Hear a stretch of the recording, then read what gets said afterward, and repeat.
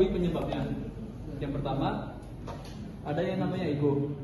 Senior merasa lebih berpengalaman dari junior, itu menyebabkan kurang terbukanya pada ide-ide baru dari junior. Yang kedua, di persepsi dari junior mungkin merasa suara mereka tidak didengar atau dihargai sehingga mengurangi motivasi untuk berkolaborasi. Yang ketiga, kaku dalam pandangan tentang senioritas bisa menghambat inovasi dan fleksibilitas dalam tim itu berkurang. Dan saya bisa memberikan dan saya akan memberikan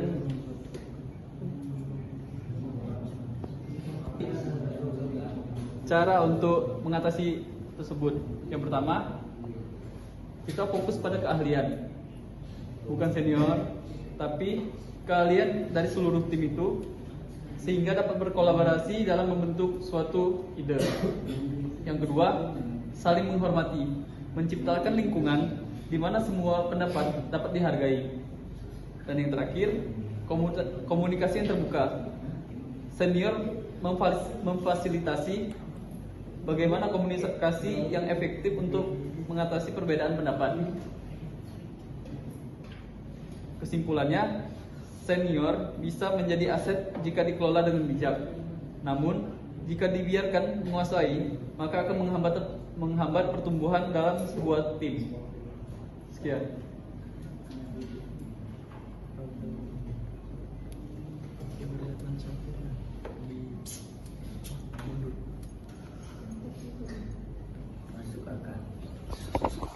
Jadi pertanyaannya adalah bagaimana jika ketika ada junior dianggap lebih berkompeten atau lebih mempunyai kemampuan dibanding seniornya dalam mengambil keputusan. Seperti slide yang dikatakan Poli tadi, di nilai-nilai implementasi dan nilai-nilai senioritas, kami banyak menyinggung mengenai pengambilan keputusan atau decision making. Pertama, kita harus mengetahui dulu dari definisi senior tadi. Nah, kita harus tahu konsep senioritas yang kita ambil itu dalam konteks bagaimana, dalam organisasi kah, atau seperti yang disebutkan di sini, senior itu tidak hanya terkait usia, tapi juga berhubungan dengan pangkat, usia, dan pengalaman. Nah, jadi kami membawanya kita bisa dilihat dalam pemerintahan daerah.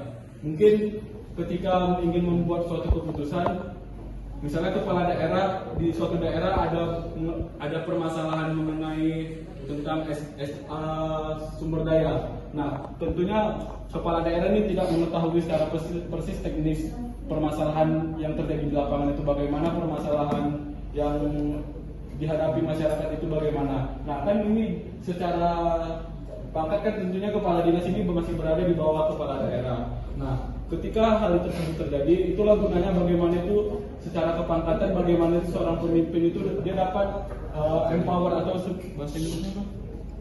bagaimana dia dapat memberdayakan instrumen yang ada di bawahnya untuk dalam mengambil keputusan. Nah, seperti contohnya tadi ada permasalahan mengenai contohnya kayak sumber daya mengenai permasalahan tambang. Nah, tentunya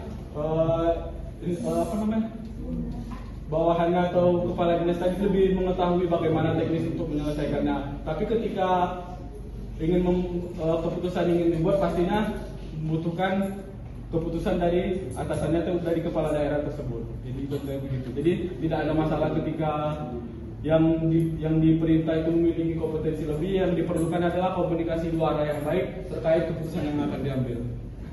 Apakah dari Poli ada tambahan atau tambahan?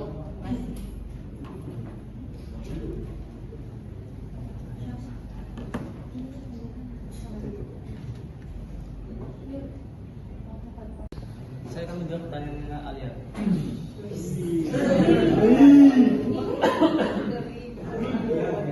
Jadi pertanyaannya adalah bagaimana nilai-nilai senioritas di masa sekarang untuk menghindari sikap-sikap otoriter di birokrasi pemerintah.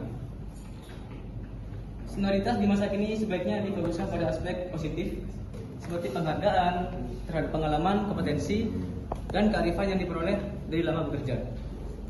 daripada hanya sekedar usia atau jabatan. Untuk mencegah sikap otoriter dalam birokrasi pemerintahan, nilai-nilai senioritas dapat diarahkan ke beberapa prinsip. Kami membaginya menjadi 6. Yang pertama, kepemimpinan berdasarkan kompetensi. Jabatan senior harus dijadikan tanda bahwa seseorang memiliki kemampuan dan wawasan yang lebih luas, bukan hanya sekedar umur atau masa kerja. Dengan demikian, senioritas dihargai karena keahlian dan kontribusi nyata, bukan kekuasaan semata. Kemudian yang kedua, mentorship dan kolaborasi. Senioritas dapat dimanfaatkan untuk membina pegawai yang lebih junior dalam tanda kutip melalui program mentorship dengan pendekatan yang saling menghargai. Pemimpin yang lebih senior diharapkan mampu berbagi pengalaman dan pengetahuan secara konstruktif, sehingga ada dialog dua arah antara pegawai yang lebih muda dan senior atau junior dengan junior dengan senior. Kemudian yang ketiga, penghargaan terhadap keberagaman perspektif. Dalam birokrasi modern saat ini, senioritas sebaiknya menghargai keberagaman sudut pandang dari pegawai yang lebih muda atau junior. Hal ini menghindarkan sikap otoriter karena pegawai junior diberikan ruang untuk menyampaikan pendapat mungkin lebih segar dan inovatif. Kadang senior kan lebih tua dan dia outmind, dan sedangkan juniornya kan new mind. Jadi yang lebih inovatif kan justru yang lebih muda. Jadi seniornya harus bisa menghargai. Kemudian yang keempat, transparansi dalam pengambilan keputusan. Sistem yang transparan dan terbuka dalam pengambilan keputusan akan membantu mengurangi dominasi otoriter. Keputusan penting sebaiknya didiskusikan secara terbuka, transparan, dengan melibatkan berbagai tingkat pegawai agar mereka merasa ikut memiliki. Kemudian yang kelima, pengembangan kepemimpinan yang berkelanjutan. Dalam birokrasi, senioritas juga bisa berarti adanya tanggung jawab untuk terus mengembangkan kemampuan kepemimpinan sesuai dengan tuntutan zaman. Pelatihan yang menekankan kepemimpinan adaptif dan partisipatif dapat membantu mengurangi sikap otoriter. Kemudian yang terakhir, tentunya evaluasi. Evaluasi berkala dengan umpan balik konstruktif. Mengadakan evaluasi berkala yang memberikan ruang untuk umpan balik dari semua tingkat, termasuk pegawai junior maupun senior, untuk mendapatkan masukan yang berharga tentang gaya kepemimpinan mereka. Evaluasi yang transparan dapat membantu menjaga keseimbangan antara otoritas dan kerendahan hati.